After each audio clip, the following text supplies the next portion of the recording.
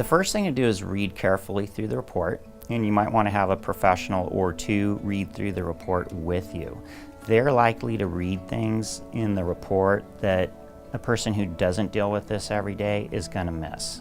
They might also read things in the report that aren't there. So having someone look over that with them and talk to them about who wrote the report, what certain things are likely to mean or not mean, that's always a really good start for a more thorough understanding. It doesn't mean that the person reading the report isn't very intelligent, very capable, but it's just not their area of expertise. So it makes sense to get a second pair of eyes that's knowledgeable, not your sister, not your friend, not your buddies at the bar, but somebody who does this every day, and have them look through that information with you and give you their best read.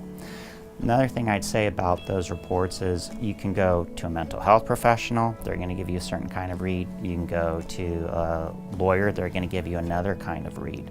We each have our areas of interest that we tend to focus on a little more than the others. It doesn't mean that we don't know about both, but I would suggest going to a mental health professional and to a lawyer and seeing what each of them have to say about the report. If there are problems in the report that are substantial, lawyers do have opportunities to contest it, to ask the mediator or the custody evaluator to step up in court and testify and explain why they thought what it was that they wrote, and maybe come up with reasons for why there could be other opportunities or options for doing things differently.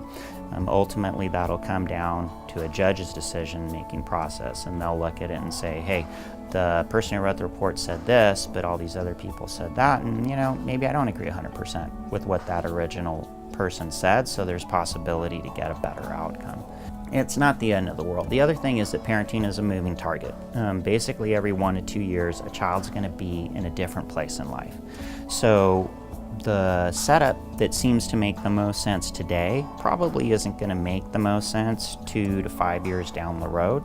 It could not make sense as little as 2 years down the road, and if the report, in quotes, got it wrong, and things don't pan out the way people expected, and there actually are problems, a person can always take things back to court, or they can always hopefully have some kind of conversation with the other parent and say, hey, this isn't working out, you see it, I see it, what's the best solution, and let's try to go with that.